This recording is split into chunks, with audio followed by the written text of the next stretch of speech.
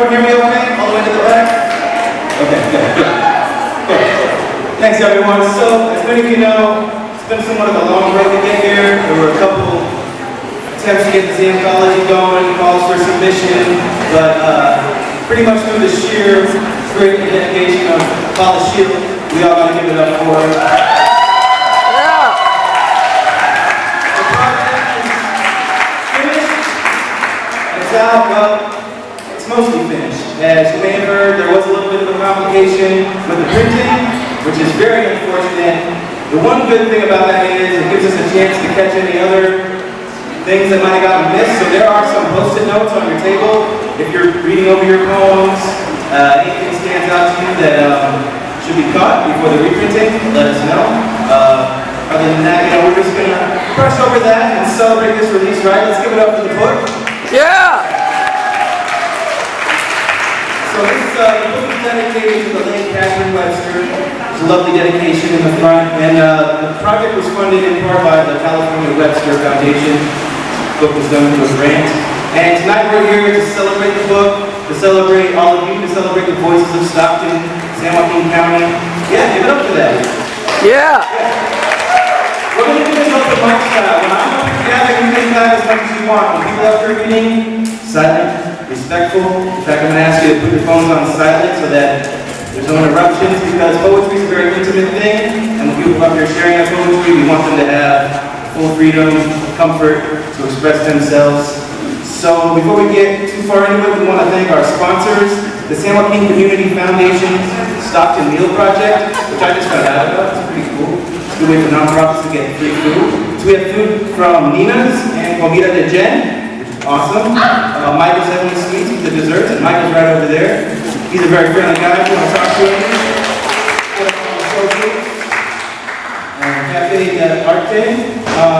Also, this is being run in conjunction with Artsplash, which is a monthly event in the summer, and we're here at the Mexican Heritage Center.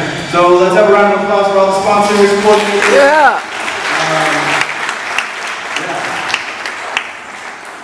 So, in that spirit, I think I'm going to kick this off with the coordinator of Artsplash, who works really hard to keep that event going. We're going to have Joy Neese come and read. Just to clarify, we're going to have every reader read one poem out of the book for the first round, and then if there's time, we can read again. But when you come up to read, please read one. And as I said,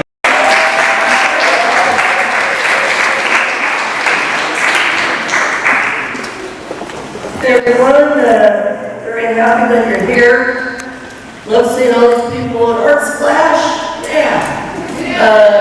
Next year is our 10th anniversary, so I hope you come back. May 10th. Put it on your calendar. So I'm going to read why I love Stockton and all about the arts. The arts are alive in Stockton. We came to buy a home, Bay Area transplants coming into our own. Where is Stockton, I wondered. I heard it referred to on a TV show, the big city in the big valley. We've found so much more. I think of all we've gained from rooting in the soil, carrying people all around. So much in one place. Port City, Delta bound, waterfront downtown, surrounding Weber Point, remnants of history, mingling with diversity, college town, so many greats. Dave Brubeck, Janet Lee, Maxine Hong Kingston, legacies of jazz, film, and pen. The arts are alive in Stockton. There is the Hagen, a world-class museum in Victory Park. Stockton is a Delta city with its own symphony, live theater, jazz club, and Hatch makerspace. National Filipino Museum, Mexican Heritage Center, and the right place. Plus even more beyond walls. Public art, University Park, World Peace Rose Garden, parades and festivals. Stockton gives opportunities for dreamers to achieve. And those who see no limits, like America's Got Talent winner, poet Brandon Lee. Without Stockton, would we have lived like Filipinos and savored lumpia and pancit? Or bought tamales in store parking lots? Would we have experienced the thrill of an arts-filled first night? Or seen Delta Fusion giant puppets in the park? Without Stockton, would we have heard such mighty voices as Dolores Huerta and Maya Angelou? Or made altars celebrating those we love? And walked in posadas lit by a parole, the Christmas star? Would we have floated lanterns or watched lion dancers bring luck to a new year? Without countless Stockton memories, would my heart be so full? Thank you.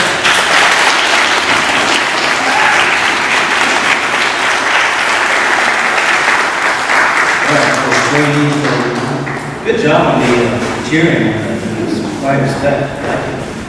So I originally was going to read the bios that I have printed out here, but there's a lot of people who want to read. Hi everybody, how's everyone doing? Yeah. Yeah, feeling good?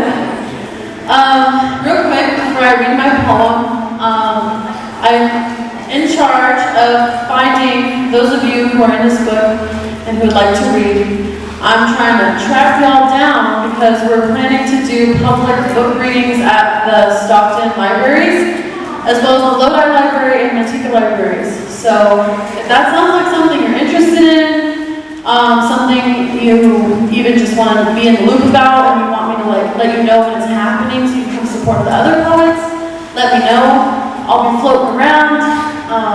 But yeah. So thank you guys. I'll have my little clipboard. Yeah, just read a poem. My poem is called Levy Baby, because I was raised on levees, like many of you. Follow the levee back home.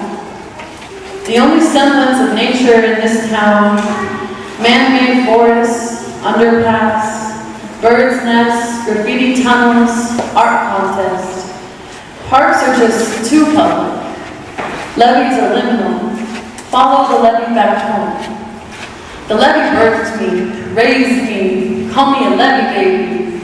Since '97, from 4733 East Fremont Street, now sits concrete near Highway 26, 95215. Follow the levee back home. A portal, a bridge of sorts. Take the steps, gravel underfoot. Follow the levee to work. Minimum wage, you spend all of your days just walking the levee to work. Droughtless summers are so hard to find, devoid watersheds and lost track of time. Hot pink sunsets, the Delta hyacinth. Follow the levee back home.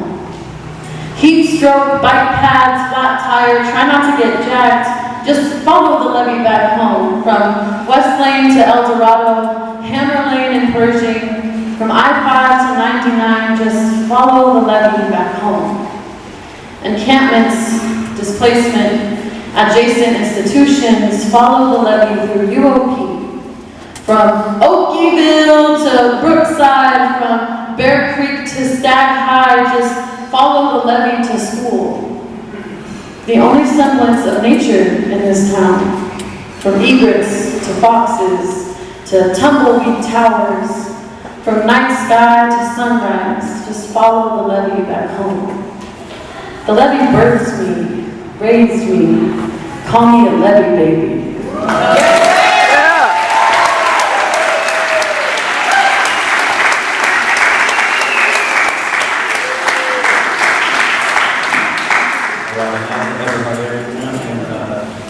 As they mentioned, get in touch about helping out with some of the auxiliary events that we're doing. We want to promote this book. This is an awesome book. It's representing our local poetry, literature scene, all things in TuleBurg Press. One more time, TuleBurg Press. Yeah. Working hard for no. All right, next up on the mic is Veronica Villa. Veronica.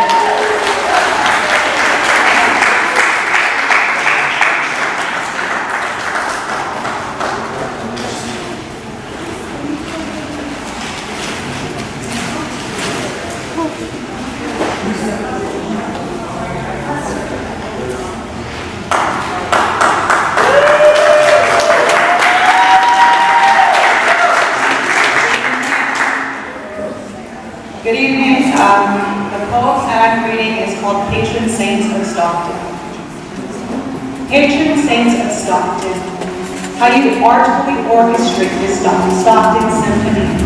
You heard a harp song as you patter down the interstates, while my heart is ashamed to beat. I tremble at your presence, for the burdens I bear are so seared into the core of my being. I fear you can't help. Thank you.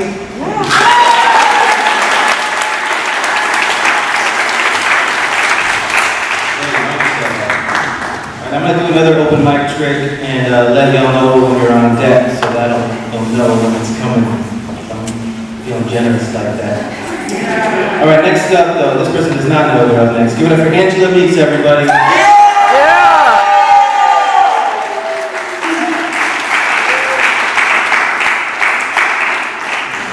All the way up here.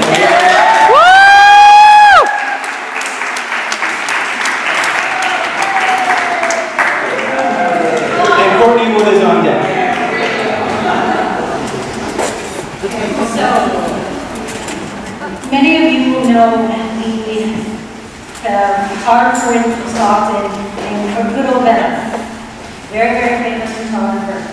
And his piece that many of us have seen published in different websites and other places, stolen often without crediting him, unfortunately.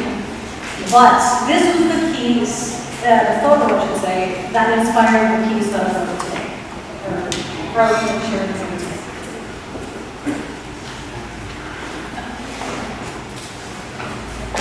The piece is called Dawning of a New Day. Colors hidden by the evening dark, but in the east is a promise. The sun rising behind the Sierras. A pale hand reaches out across the dark. Subdued hues slowly spring from slumber, and the songs of birds arise and fill the skies. A warming sun kickstarts the morning breeze whispering over the delta waters, and the point listens in the dew. The gradual change unexpectedly awakens the vibrant downtown, silhouetting the Hotel Stockton in a halo of lights. The dawning of a new day. The chance and the opportunity to work towards the fulfillment of today's hopes and yesterday's dreams. Thank you.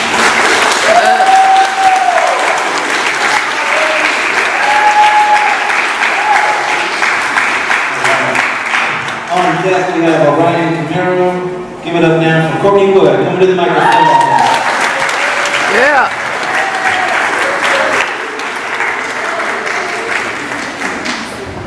Hi everyone. So this poem is called People Don't Want to Work. And I wrote it because I kept hearing this basically ever since the pandemic started. And I felt like it wasn't really true. So, okay. People don't want to work at jobs that pay the minimum, but expect the maximum. People don't want to work 12-hour days at 2 jobs just to earn enough to live on. People don't want to work 39.5-hour weeks to be denied benefits, just because employers say they're just too expensive. People don't want to work for companies who exploit their potential and fail to fairly compensate those they deem essential. People don't want to work where their degrees are viewed as useless and their power in negotiations is essentially toothless. People don't want to work. At enterprises, you see remote work as a joke, a millennial demand, a laughable pose. People don't want to work. At institutions who are stuck in the past, unwilling to change or improve or outclass. So, Stockton employers, do any of these things ring true? If so, evolve so people want to work for you. Yeah.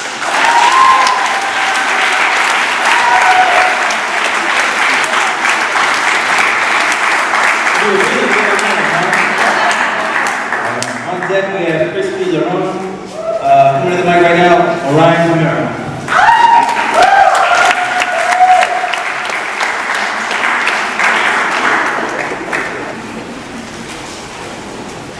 Can we just give a round of applause for this book and this exhibition?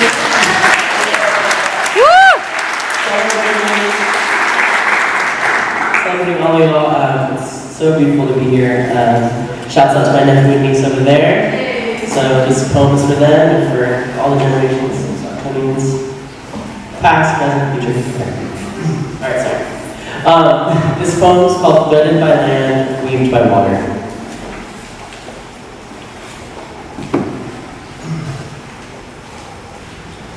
Healing always seems to be non-linear, either breaking down or breaking through. A compass, hard to find in complexity. Especially puzzling in the maze of maps nestled within each other, stacked on the same page, both the empire and the land. One day, I put the pieces together. I saw the veins in my hand and I looked out towards the rivers and realized that we were one and the same. The legend showing the same symbols.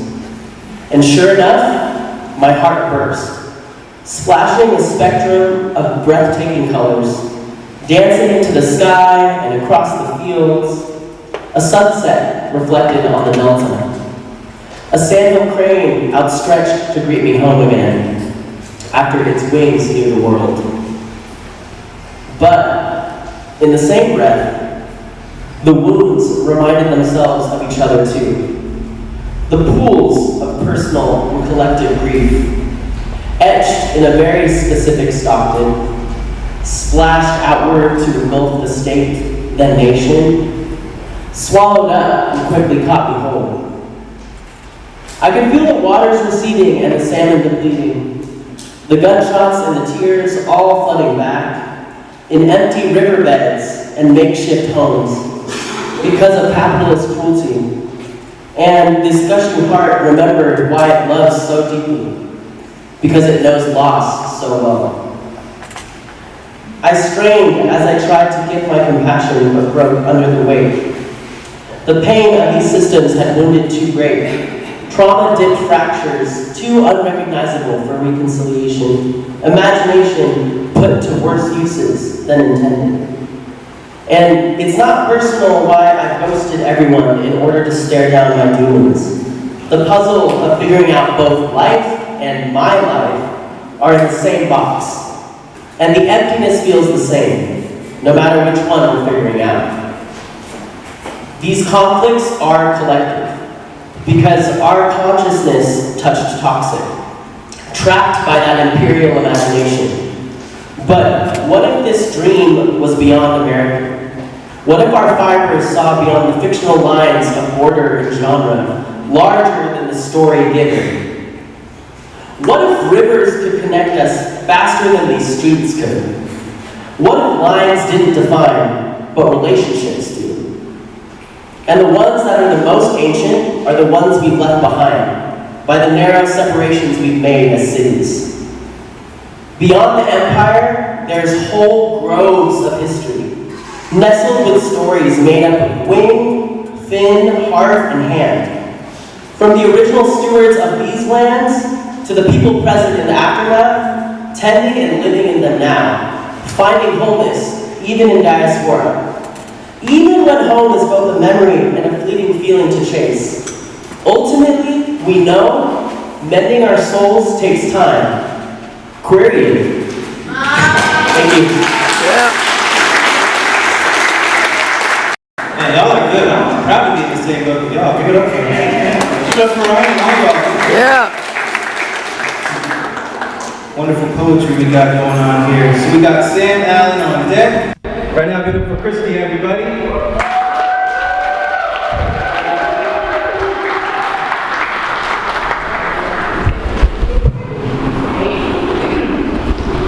So the one I'm reading is called From My Home. Just because I grew up in a privileged life, doesn't mean my life didn't have any strife. Privileged in a way that my dad stayed with his wife, grew up in the same home all my life. Privileged to know what community means, having experience being around all kinds of beings. Grew up in a suburb of the 13th largest city of my state, housing so many people, yet received so much hate. People can't decide if it's fate or mistake to take what this land can give them, whether it's asthma, cancer, or chronic sinus problem, whether it's love, heartbreak, or community.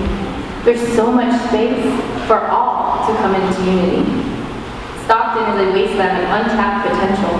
Stockton is a land of trauma of the mental, and the struggle, and the worry. Got people wishing time would just to hurry up and die, to hurry up and leave, to hurry up and grieve. Their resentment, their self-hate, and learned disdain of what they create and of others. Trauma conditions become traditions, and habits become hard to break. But in the swells of Stockton's roots comes a beat that some just can't refuse. This land calls back to its people. This land calls back to creatives of multifaceted mediums to share, express, and commune. No one is immune to the sense of wonder, to the sense of longing, to the sense of belonging, to someone in some place, to a place that is safe, a space to be, a space to exhale. I have traveled the world by air, land, and sea, and Stockton is where I choose to be. Choose to where I serve and create and to give those and wait. Wait for my blessings and wait for my seeds to bloom into fruition. All because I followed my intuition.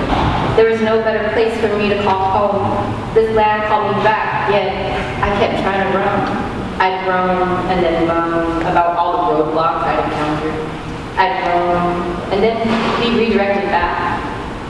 And it kept feeling like a backtrack, but it felt like a misdirection was actually a swing in the right correction of my path. And I just laugh because I know I'm stubborn and I love to learn the hard way.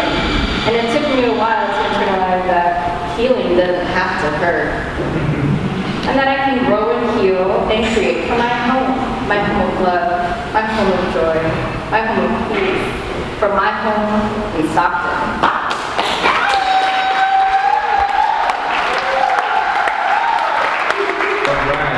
On deck, we have Manuel Camacho. Right now, give it up for Sam Allen, everybody.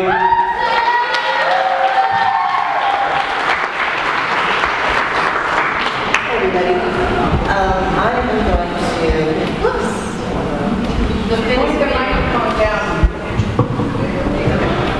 I'm going to read Concha for Sandra Cisneros, and please excuse my Spanglish. Fleep, fleep, fleep, my Concha shell spills a sugar smell. Baby crystal beads release onto my chinny chin chin.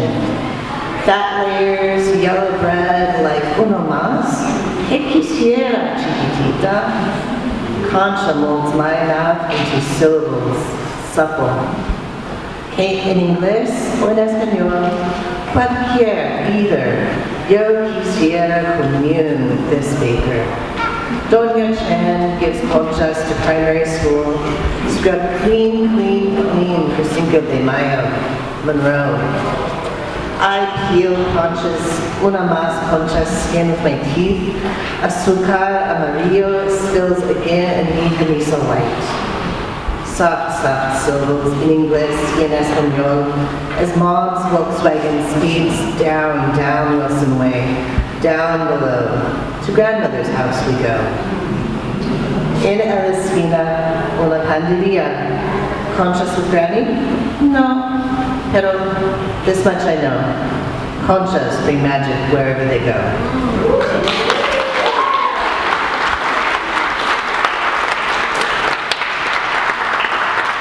Help yourself. On deck, I have Melanie Sievers, and right now we're going to give it up for Manuel Camacho.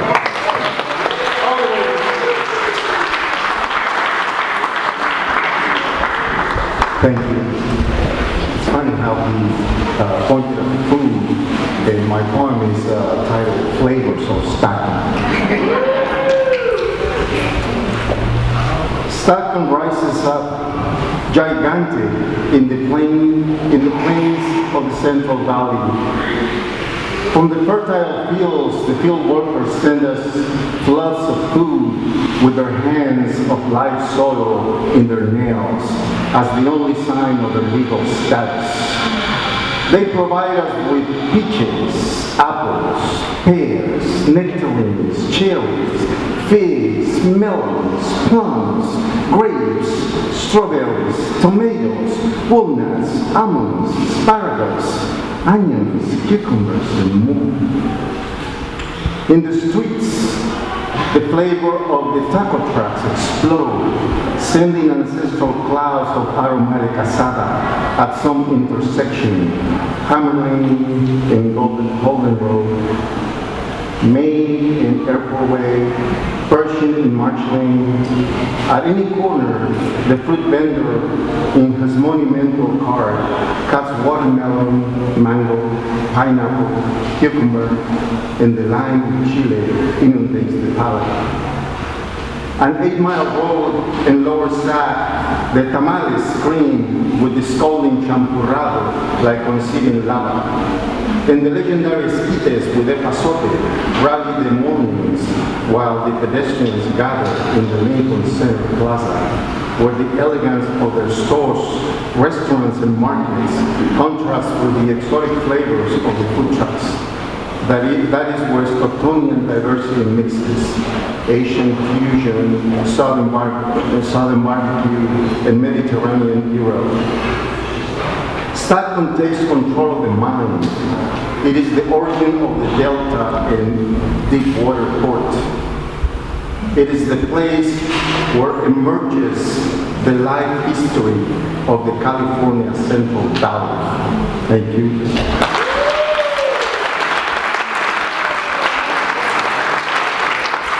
That's a lot of flavors. On deck, we got Jonathan Harold. Up now, we have Melanie Sievers.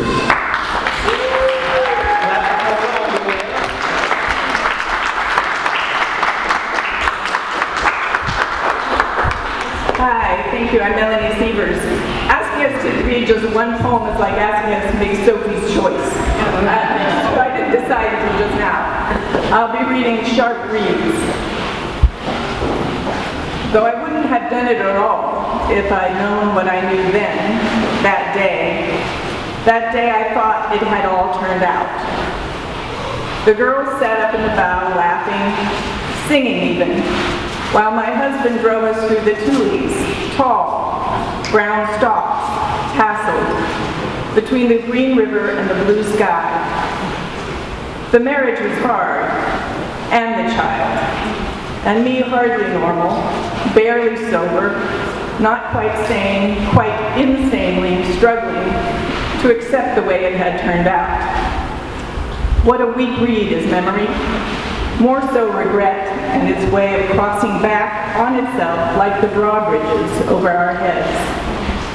I thought it had all turned out. Weren't there cranes like in fairy tales? After all this time, I still look back on reeds that, not bending under my weight, broke. Thank you. Okay, on deck is John Thomason. Right now, give it up for Jonathan Harold. So my poem is titled The More, and it's about venturing out to find yourself and ending up right where you started, and that being more than fine. When I first passed through Budlock and Denton, there was no Goldman under construction. For books, we gave Yokins a tour. I walked in the courtyard, ran with the Mustangs, but I had my sights set on more. We in the guild drove west to the city, ate dusk and dim sum, urban seduction. They gabbed about what was in store. We compared report cards, opined our options, for our youthful hearts wanted more. All of the bright lights, lanterns, and lecterns, they spark up a fire, a burning inertia that sizzles and bubbles and rages right down in your core. But you can't go somewhere, onwards or upwards, until you've been someplace before, until you know what you stand for. So looking back now, bolder and wiser, I see it more clearly, wipe off the goggles. I've long since swum back to the shore. Sometimes the first place, far from obstruction, can mold you as much as the door. Sometimes the birthplace, not the abduction, can hold you as high as the moor. Thank you. That is June Gillum. Right now, give it up for John Thomason.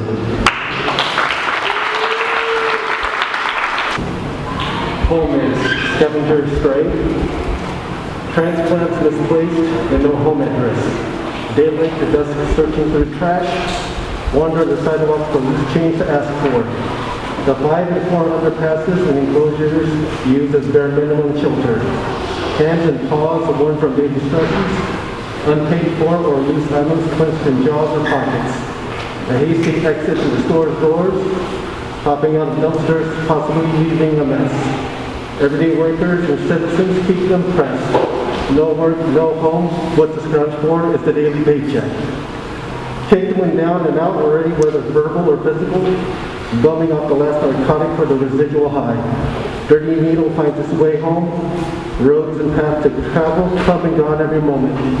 Find greener pastures or pavement, and the past is left. Or laying on the edge of the sidewalk with no breath.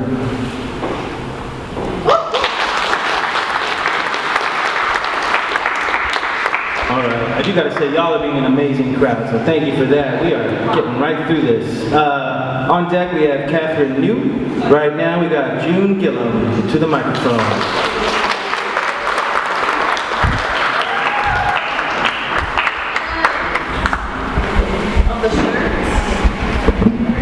It's wonderful to see all of you here and see so many of my Delta College comrades in arms, and I think we should give it up again for Paula Shield for creating this fabulous.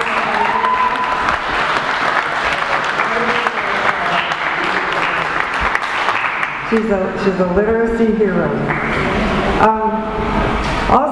I'm the president of the San Joaquin Valley Writers Branch of the California Writers Club, and we are meeting tomorrow at noontime on the UOP campus in the DeRosa Center to hear another Delta College teacher from the good old days, John Brito.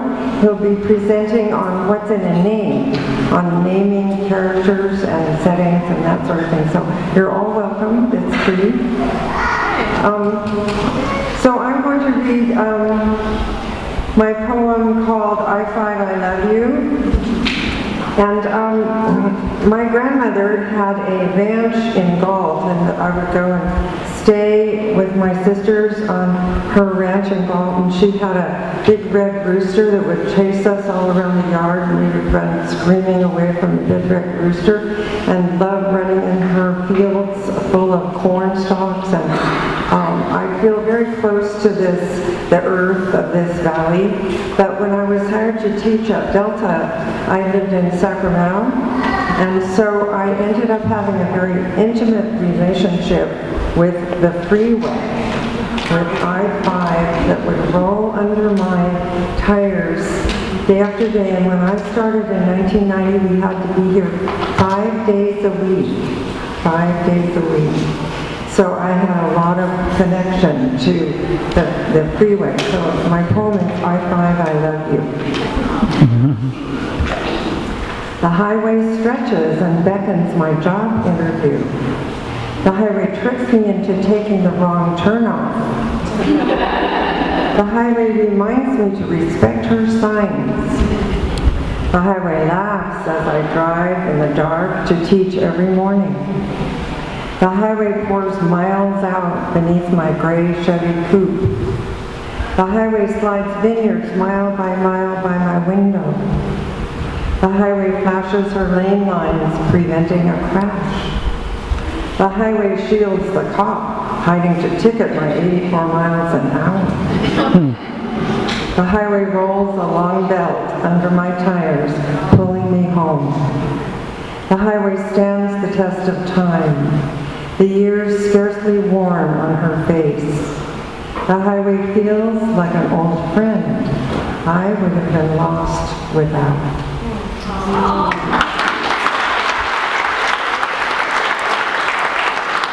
All right, on deck we have Melkor Sagun. Give it up for Catherine New, everybody.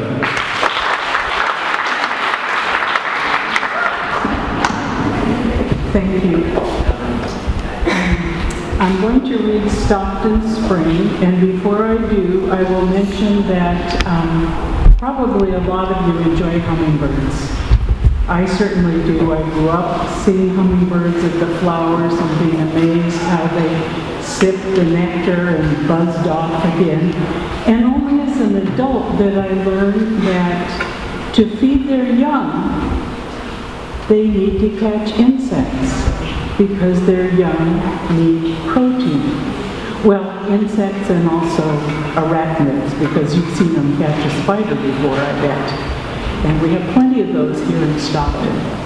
So that gives you a little background for this poem, Stockton Spring. Endless entertainment at corner window, where we spend a lot of time. Hummingbird feeder hangs next to fragrant jasmine vine, blooming white, climbing chain up to eaves. Hummer went into jasmine, caught a spider that didn't all fit in its beak. Another hummer zoomed in, grabbed spider part.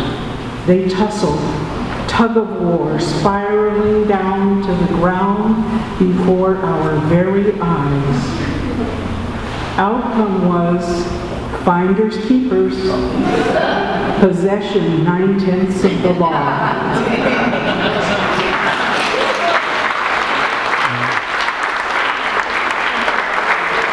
On deck we have Martin Camps. Coming to the microphone, we have Melkor Sagun. Come on, give it up. Give it up.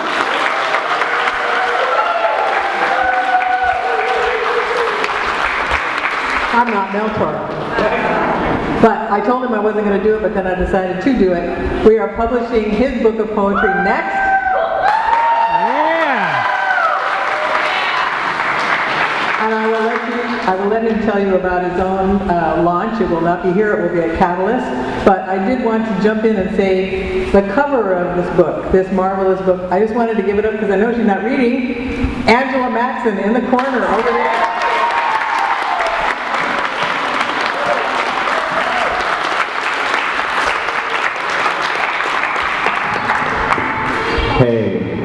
Hey, so my name is Melkor Sagun. I'm from the south side of Stockton. Yeah, I lived in a little motel right across from the fairgrounds. And believe it or not, I've been around hosting events and being a slam coach with Tama and with our words, and being a general dissident for the last 40 years. I'll be 40 this year, believe it or not. And I've seen a lot of the faces around here over the years, and it's cool to see everybody in such close proximity. So many poetry folks in one book is very fantastic. So October 13th, Friday the 13th, the book launch at the Catalyst. Yes, it's very spooky. Ominous, if you will. But yes, it's going to be fun. Poetry from myself, some other friends. It's going to be an open mic element. We have, you can look at pictures of me throughout my life in a photo album from when I was a very small child. Just general, general fun. Yes, we'll also sign up with Eliza over here for the poetry stuff, because this is the kind of stuff that I've worked so hard to cultivate myself, and it's so cool to see a community full of people doing something that like 20 years ago was not thought of as this cool.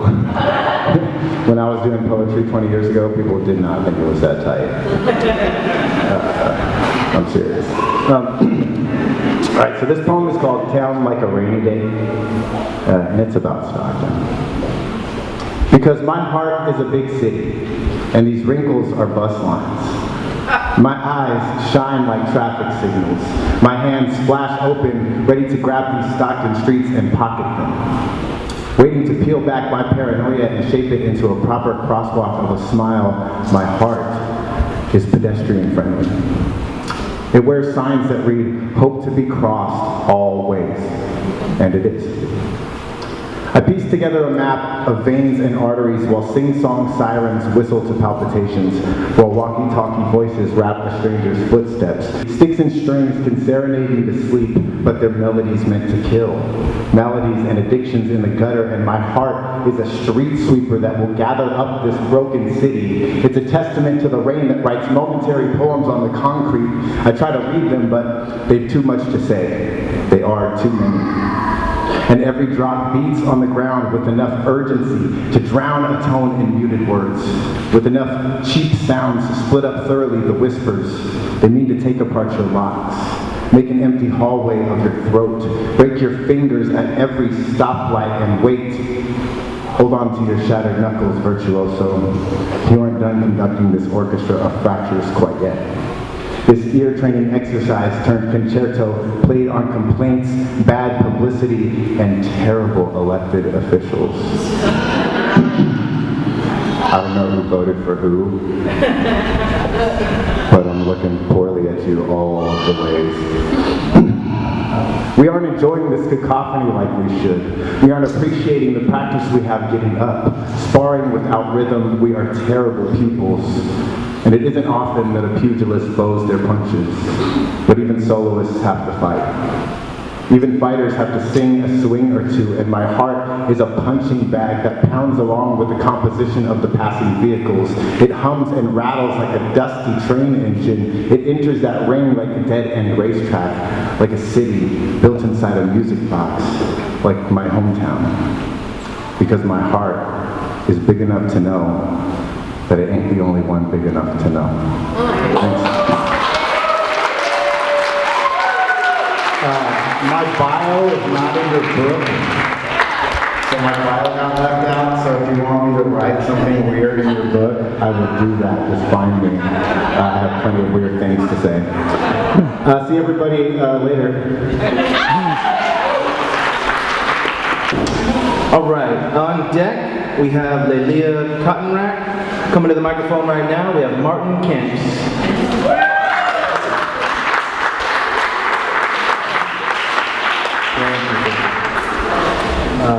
I mostly write in Spanish, so thank you to Paula and also to my friend Manuel for inviting me for this wonderful anthology. It is so great to see that there's poetry in the city, and that is incredible.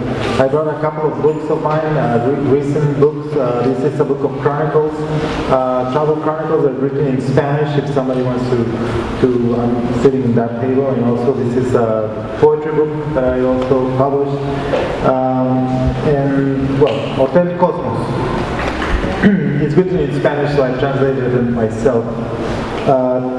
The eye of the golden eagle sees the swollen veins of the delta. In its meandering to the sea, water flanked by cattails between fields where the long fingers of the asparagus hop, and rows of almond trees with wedding bells. The night floods the windows where the stars appear, ordering the gloom, and they move away from us with alacrity. The stars are stalactites, stalagmites or gays. The train stops at the Stockton station, where the migrants of 1939 and those of 2039 arrive. Billy Tully's punches keep thumping in the gin basement of the Moorish Hotel Lido. The warrior woman of Maxine Hong Kingston. The cosmic dreams of astronaut Jose Hernandez. the precise scalpel of neurosurgeon Alfredo Quiñones Hinojosa, the man on horseback, trains and deer rendered by painter Martin Ramirez. In this city of fertile soil, dreams are plowed with a hoe. This city is our hotel in the cosmos. Thank you.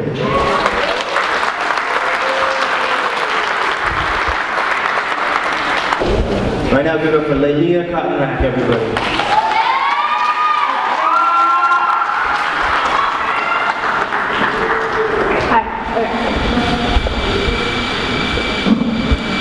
A late afternoon in March with my sister, painting pebbles with colors that rivaled the sunset over the San Joaquin River. Burnt orange tinged with pale white grazed the sky to the edge of the waters. We crouched on gravel riverbanks and watched the stones skip once, twice, and fall to the bottom. Colors blur into the shadows as the brown dirt rises, silver fish darting through the dust. That spring I learned the word pollution, because that was to blame for the colors in the sky. Ugliness transforms into beauty. The next spring I learned forgiveness, because that's what my mother expected of me. By then the stones would skip 4 times before they fell, but the fish were gone, replaced with thick algae, and the depths of the water a yellow-green.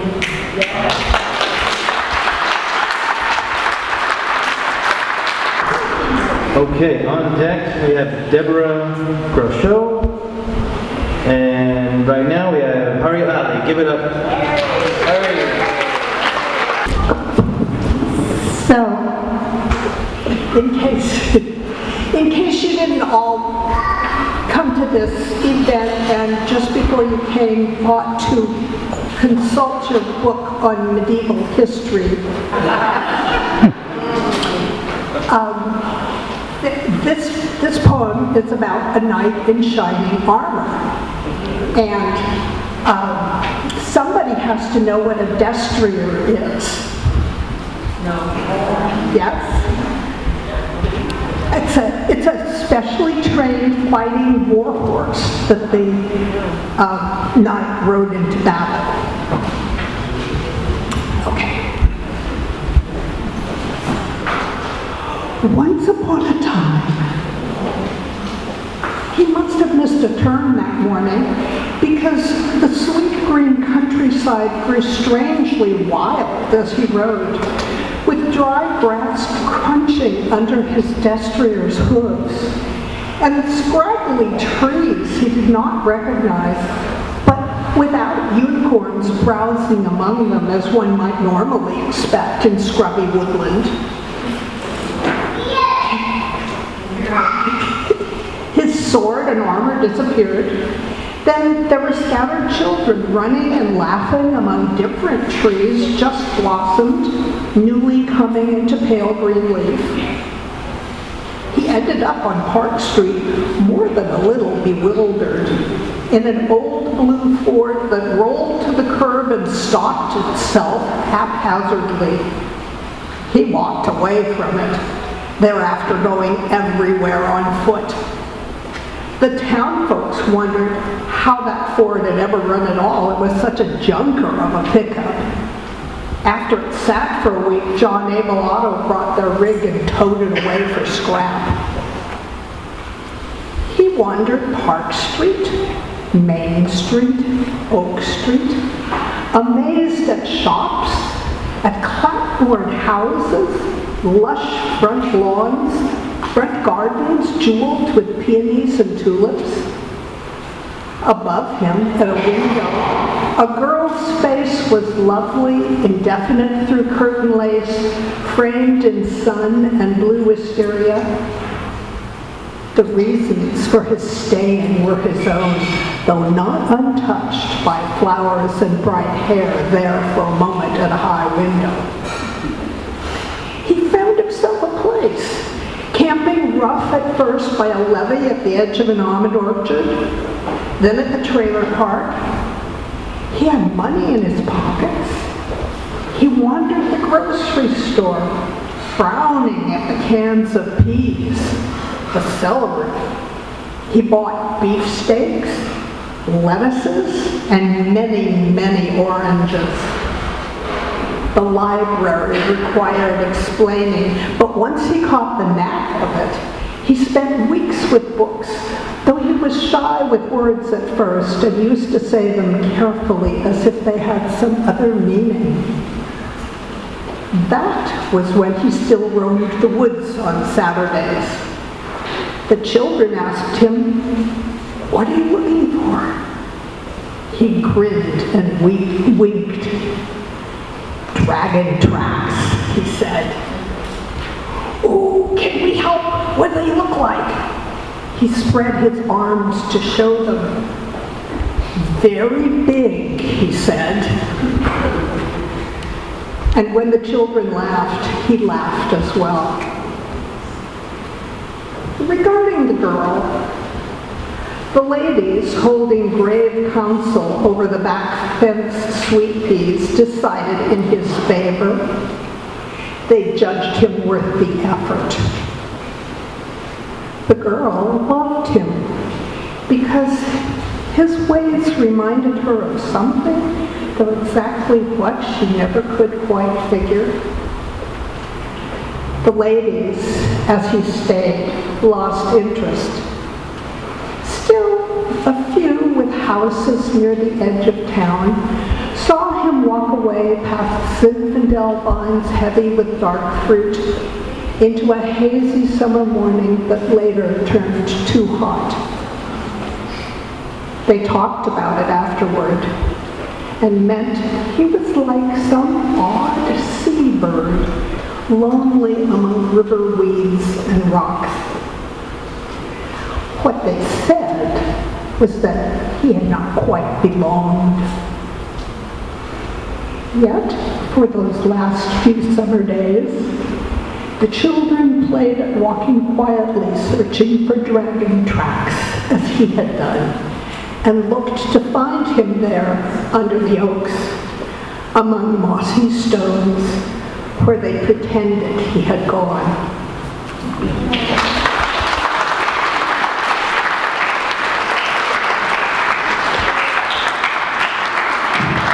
Right now, we're going to give it up for Deborah, everybody.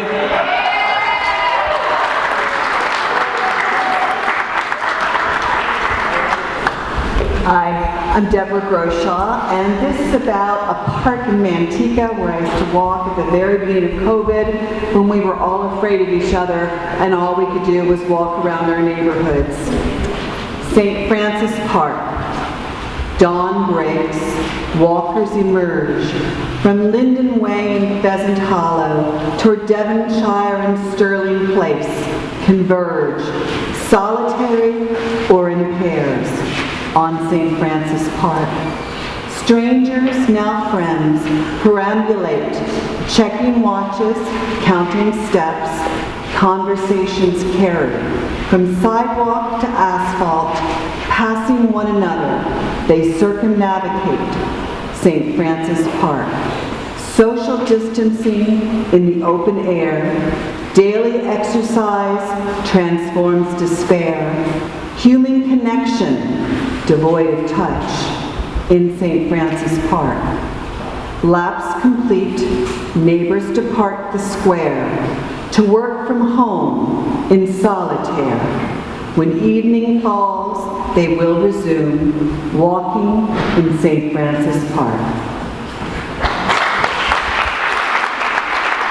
We have Orlando Molina coming to the microphone right now. Give it up for Jazz Marie Latour.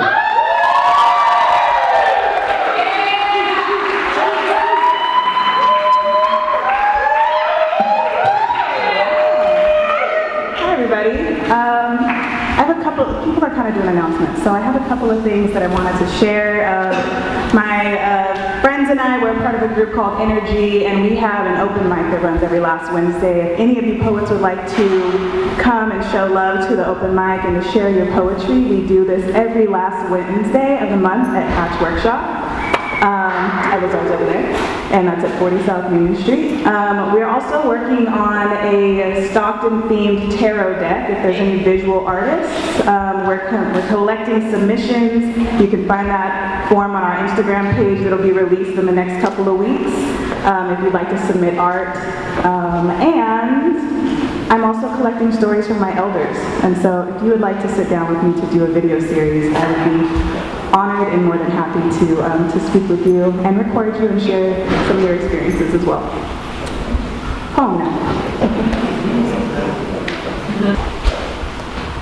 My name is Jazz Marie Latour, and I grew up on Drum Circles, Good Morals, and Nickelodeon. And I am proud to be from Stockton, California, a place that taught me that the power of art and sense of humor can change the world. It's where I first put pen to paper. Let the paper paint a portrait of my soul, black lines in blue ink, and let it run red to my first audience. It's how I learned to navigate myself around the invisible borders of the city and the bullseyes in the neighborhood. From childhood, playing tag at Sandman Park, running with arms spread wide, ready to fly, to witnessing enough arrests from my front porch on Harding and Wilson Way to scare the kid right out of me. Thinking about how they all must have a story too, that they must have once thought that they had wings and could fly too. We've been taught that these city lines hold no mercy, that anything can be taken from us, from Hammer Skate to Golfland, John's Incredible Pizza and the Downtown Fountain, but to me this is all evidence that we are nothing short of resilient, that we can have it all taken from us, wear our trauma on our sleeves and then use it to paint a wall or canvas or notebook, laying it out as a roadmap so that lost boys and girls and women and people can one day find their way back to themselves. See, Stockton taught me how to be more myself than anyone, that I don't have to try to be small town or big city, but that I can just be me. Sometimes confused, a lot misunderstood, but with a whole lot of heart. It's where we keep our best memories. It's what I use to find my way back from the outskirts. When I begin to feel like one of those vacant buildings downtown, like a shell of a person searching for shelter from the harsh outside. When I can't see past my own recession, or I feel as though addiction was close to foreclosing on my spirit and was reaching past the point of my own city limit, spending a lot of my life feeling lost, just lost out in the valley somewhere, with no hope and no fuel to get back. I had to follow my heart and those signs that saved me before. The city signs of Stockton pointing to the music, the paintings, the poems, and eventually back to the heart of this city. I've been through a lot, and so have you. But despite what anyone thinks, I am proud to be from Stockton, California.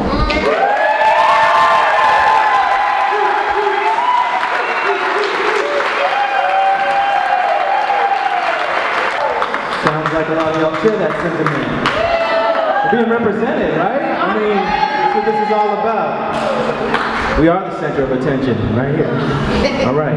On deck, we have Cassie Nesmith, and coming to the mic, we have Orlando Molina, aka MC Zeps. Give it up.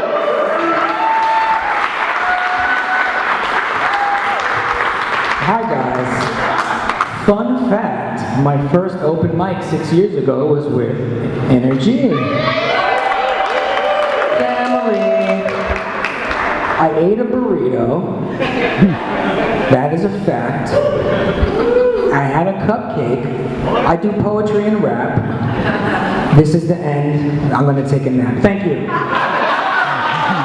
Oh, by the way, also thank you, Paula. She helped fund our new children's book, 209-asaur. Thank you, TuleBurg. I got the logo in there. Let me show them. Give them a shout out. Where it's right. There we go. Thank you for supporting us. It's a book about moving to Stockton from Brooklyn, from New York City, not for nothing. So I wrote a poem called Delta Breeze. I flew to Norway 4 years ago to host an event, and I missed my kids and my wife and my house in Stockton. And I wrote this on the flight back. Because I was like, I miss home, and I didn't mean New York. Sonic boom with the tunes I deliver like guile. All my goons in the room with that lyrical style. Walk the miracle mile with the visible smile, filled with love that I'm giving my child. Sultana, my muñequita muy bonita. Go to Regal Cinemas and catch a nice feature. Taco truck after, guacamole and carnitas. Symposium vibes, bring my mamacita. Date night, it's time to take flight. Make sure that my daughter and son are raised right. Hip-hop anti-venom in case of snake bites. Mental stay sharp, my brain's a steak knife. Leave the house, go to huddle for work. If you doubting the kid, that's when your bubble can burst. Went to Stockton to live, they said it's trouble at first, but now they're really loving this verse. Stay cool cause I got that Delta breeze. I love Stockton, don't care if no one else agrees. It ain't nachos if you don't melt the cheese. The art's gonna shine, give me a second helping please. Delta breeze.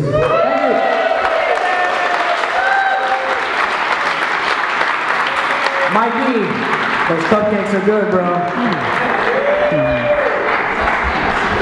Check out Rhymosaurs and all the cool stuff they do. See them around freestyling for the kids. All right, on deck we have Ava. And coming to the microphone is Cassie Nesman. Come on, Ina.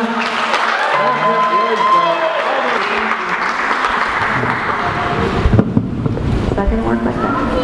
All right. So Nina and the 99. It takes both hands on the wheel to keep your Chevy on the road when you hit the 99 at 80 and 60 mile-per-hour winds. She cranks up the window to keep out the sand so you can drive faster. Yellow butterfly guts spurt on the windshield. The vent on the dashboard sucks in dairy farm air. It's hot and it cleans your lungs, and you put in coolant just outside of Lodi, so you're in good shape. It sure feels like 16, watery Diet Cokes, Bonita banana stickers stuck to your forehead. You haven't seen her in 10 years, but today life looks the same as it did then. Fast food wrappers on the floor, Coke cans rattling in the back seat. He would never let me eat junk food, Nina says, as she grips the Doritos bags with both hands and rips it open with her teeth.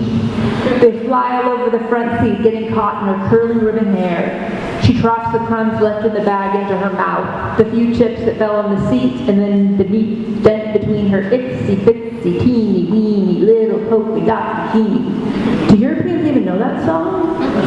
They popped in her mouth. The rest of the chips she crushes like orange shag carpet onto the ground. Shouting over the radio, she's remembering every single reason she left him. She turns it down, you turn it up, because you like this song, or they don't play enough Hank Williams Sr. anymore. You swerve, just missing a truck blasting his horn. You bit into the seed of a purple grape.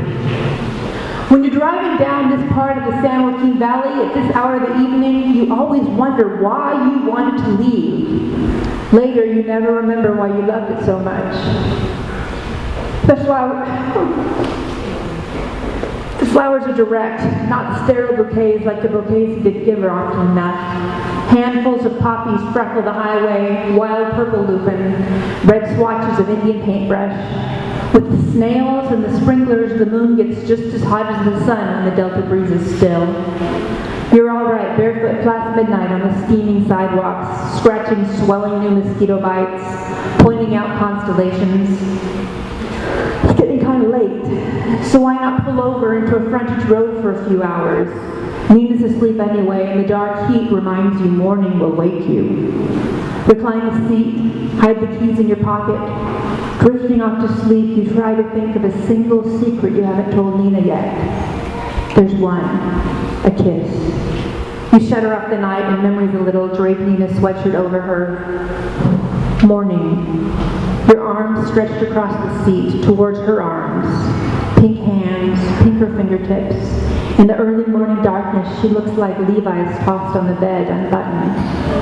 The ring of her secret tattoo peeks out under her yellow bikini band, just a stretch from your fingers. Move away the strap so you can see it. All you have to do is inch a little centimeter closer. It's a rose, you think, something red. She presses her chin into her shoulder, her eyes closed as she lets out a little moan of air. Nina! She peels her face off that leather of the car seat. Is it so late we have to wake up? She asks from underneath her tumbleweed hair. It's not, but it's time for me to pee.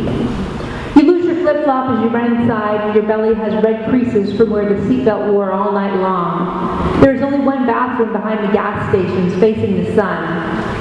You come back shaking out crumbs and kinks, and Nina's pretty enough to have gotten the guy to check the oil, add water and coolant, clean the windshield. You go inside and buy Diet Coke and gum. Your toothbrush is packed. Wasn't he nice? Easy to be that way to a beautiful girl, you think, but your mouth is full of bubble gum anyway, so you blow a bubble and pop it at her. Your eye catches the jackrabbit racing across the field. You can't see what he's chasing. As summer tapers off, you don't care that when she goes home, she'll get back with her boyfriend and blow drying her hair straight, because there's something a little heady about a girl like her who believes, even for a moment, all she needs is you. Thank you.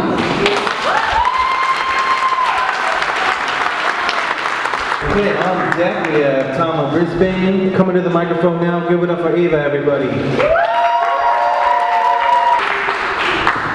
Hello, my name is Eva Majorado, and my poem is called The Drive to Grandma's House.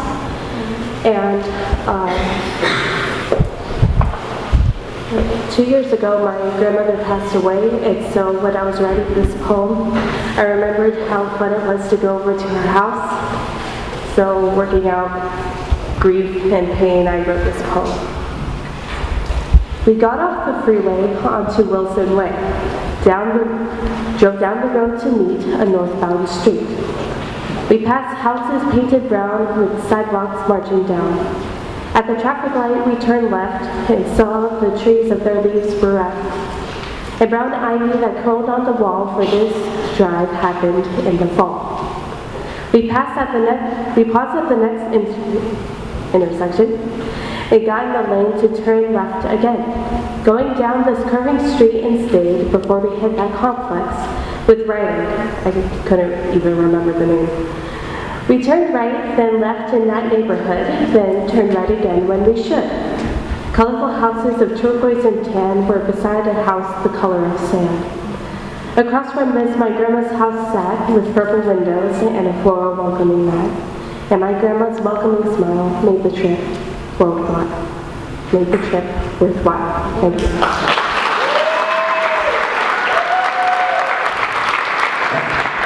On deck, we have me. Coming to the microphone right now is Tom of Brisbane, everybody. Give it up. It's nice to see so many faces and voices and pens and people that I know and respect and love. This is special. 2020, we were afraid to gather in rooms like this. We were told not to gather in rooms like this, and our whole worlds were reduced to our rooms. And the city asked me if in my role as poet laureate, I would write something comforting. And I said I'd try. And anybody that's ever taken a workshop from me knows that I will write the word poetry on the board and ask you what's the most important part of that word, and it's the last 3 letters, T-R-Y. I said I'd try. So it started out as a poem, ended up as a love letter. It's called Revelation. Sides, as though by decree, disappear. No south side or east side or north side or brookside. Only a unanimous desert of inside, followed by fleeting oases of outside. Turf has become a tarnished trophy, undefended, because who wants to rep a block no one's been seen on in the years it's taken these hours to pass? The potholes on Pershing are easy to avoid, now that the asphalt emptiness of 3 a.m. exists all day. There is a civic shiver at the unexpected echo of a hammer laying down until further notice. And we notice that we find ourselves missing so much, but nothing is missed so much as each other. We, the city of segregated, suspicious, and sympathetic, truculent, turbulent, and triumphant, obstinate, obscene, and outgoing, cantankerous, crowded, and compassionate, knavish, keening, and kindred, tenuous, tactless, and treasured, overbearing, ornery, and open-hearted, notorious, negative, and nurturing. In our isolation, it turns out we are more community than we thought. And we will all find us again.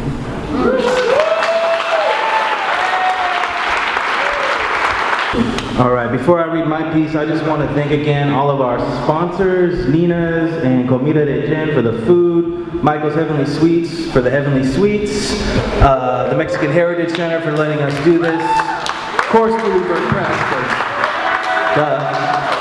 Okay. This piece is called San Joaquin Return. I'm back at the beginning of memory. Delta breezes whisper faint hints of ocean air. It stirs a longing, entices my wanderlust, yet I have just arrived, returned to a world of turning soil and abundant harvest. A summer sun sets slowly, like a burning copper coin, pulling deep purples and greens from vineyard leaves. Gnarly rows of orchard tips are alit, almost ablaze, beneath a searing sky. The mystery of this place keeps me company as I cruise backroads of my own personal mythology, like visiting myself in a dream. Pausing in shaded places where innocent kisses were shared, cherries and blackberries snatched. Stopping in the dust along country roads, leaving flowers at memorials for friends who never made it home. I chronicle this voyage with poems, paintings, and photographs.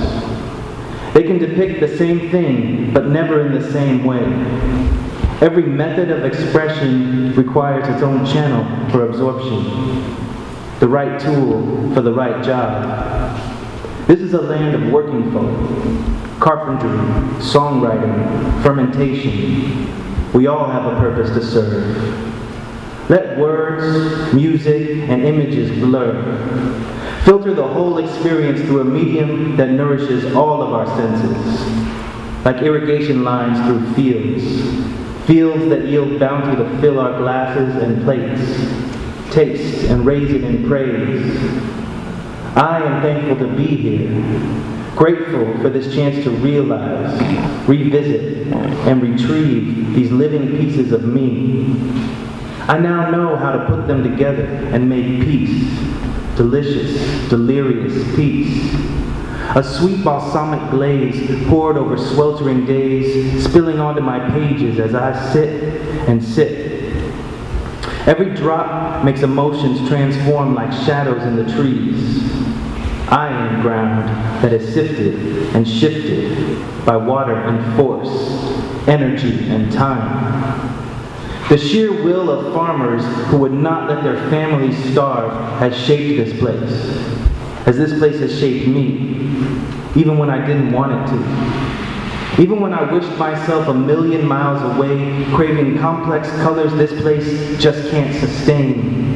Despite everything I denied, the pastures I imagined greener, I am back here, if only for a moment. It is beautiful, if only for a moment. I'm finally able to appreciate the wine that is my life, aging slow in a cask of sacred oak.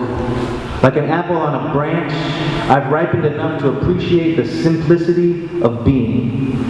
the balance upon which I hang, roots that anchor me, stretching through topsoil to taste rich red adobe, feeding seeds of purpose within me. A fertile return is promised as I do the work, building myself a homestead in the heart, a pure and simple life, a valley beyond memory. All right. Thank you. And it would only be fitting that we close out tonight with a reading by the woman who made this all possible. And TuleBurg Press has helped so many people.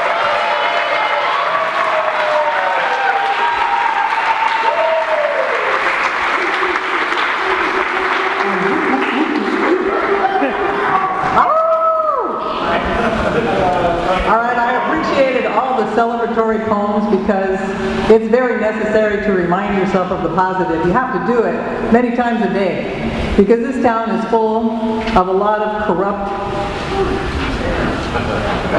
asinine decision makers. And so I'm going to leave you with what needs to be accomplished. I love you all, but we all have a lot of work to do. And this poem is called Kelly Freed is Dead. You might remember who Kelly Freed was. You might not. You'll know after this poem is finished. But if it weren't for Kelly Freed, there wouldn't have been the Kelly Freed Center, and then there wouldn't have been the Teen Center that is on El Dorado Street. Or Center Street? Kelly Freed is dead. 1. You can get a gun easy. Just ask your parents. They got to have a gun to protect themselves. There's probably one hidden in the drawer by the bed. Check the closet shelf or the glove box in the car. Maybe in the junk drawer, in the kitchen where it's handy. Maybe in the garage. Or shoot, maybe it's loaded and laying on the coffee table in the front room where everybody watches Cops and America's Most Wanted. 2. It's been a week since she was shot by a bullet that went through her car and hit her in the back. An M11 semi-automatic 9mm assault pistol that spelled dead. She didn't even see her killer. It was like being struck by lightning, an unimaginable stroke of fate. She didn't even have time to get mad. I didn't know her, but lots of people did. And her death scared everybody this time, not just the blacks who suffer drive-by shootings till they don't get no more press, not just the mothers of the gang boys who wait for death news like soldiers' wives, but the groupies and the Brookside doctors and the white women in gated safety who still buy stuff from Mervyn's. They're scared plenty. Our little mayor is scared, but the chief of police says we're no different than any other urban area. Now that scares me, and I've had time to get mad. Kelly Freed is dead, and the way of her life, growing up white, going to the right school, living in the right neighborhood, even being a cheerleader didn't save her. The system is hot and blustery, puffed up and spouting about intensified resolve and the scourge of drugs and the easy availability of guns. Kelly Freed won't have a minute's peace. She'll be their Joan, their call to arms. She'll be used to bleed our hearts for more police jails, capital punishment. She's going to make lots of $100 plate news. As the November Cast Your Vote for the American Way, the sacred way of white men, creeps closer, white men who squat on the backs of the brown, black, red, yellow poor and mark their turf till there's no hope for the everybody else, prepare countless lies to feed our hollow stomachs about work, jobs, education, healthcare, economic recovery, and moral superiority. And in this ritual, we'll hear about family values in La La Land. Suburban 4-bedroom, 2-bath, 3-car garage with pool, Little League Boy Scouts, Oxford buttons around the table with mom and dad, regular dental checkups, but no sex before marriage, and no goddamn homosexuals. And we'll be disrespected because we didn't buy enough, save enough, spend enough, charge enough, invest enough, vote Republican enough, have faith enough, trust God enough, or screw safely enough. Because America is built on competition and capitalism, or force and theft. And when the white guys pick over all they want and throw the slop to the black, brown, red, yellow poor, in welfare, Medi-Cal, Social Security, general relief handouts, then the pissed on take to the jungles and they wage war. Kelly Freed is dead, and the system that gave us Vietnam, Watergate, Iran-Contra, Noriega, the SNL debacle, Desert Storm, toxic waste, acid rain, ozone holes, polar melt, and a debt that will not be paid in your children's lifetime, if ever, has marked the middle of your forehead with St. Helens ash. Adrian Gutierrez and Carlos Ojeda believed respect comes with a gun and being man enough to use it. It's history. It's how the West was won. It's how the West wins. It's market share. And no matter what the political mob vomits about family values, it's do as we say, not as we do. And these teenage brown cousin boys have learned their lesson well. They ain't stupid. They didn't have to stay in school to learn have and have not. The war in the jungle, where no one could tell who the enemy was, it's come home. Now whites chance a glance in the rearview mirror, checking for colors, looking for signs, falsely believing their time ain't gonna come. Haves hoard respect like an army under siege. They ration and they trade it in their own special gang, and they're real uncool about who wants in. Kelly Freed is dead. She didn't have to agonize over her 30th birthday, but I bet she's somewhere wishing she could have lived to be 100. She probably would have liked Adrian and Carlos, maybe if she had met them before they killed her. She liked kids. They were kids. In a nation of murderers at 15 and 16, we're a nation at war. The Pentagon's budget is going to turn on this new front. Too late to make a difference between reform and revolt. I'm sick of this too. Kelly Freed is dead. Long live Kelly Freed.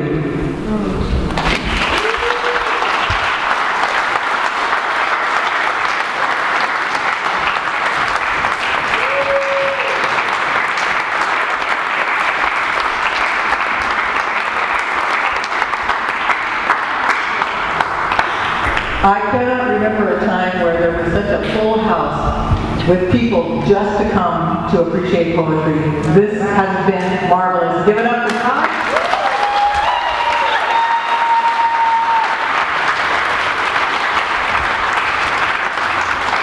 And I want to give a final shout out to Orlando Jose, our videographer.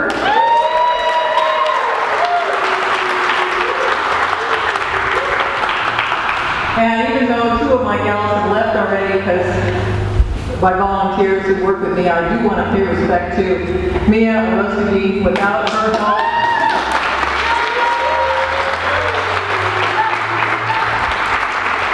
TuleBurg would be a one-legged stool, I have to say.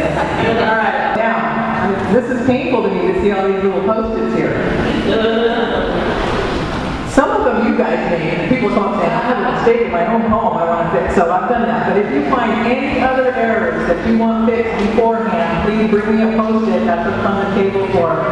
And again, I love you each and every one. Thank you very much for your time tonight, and drive home safely.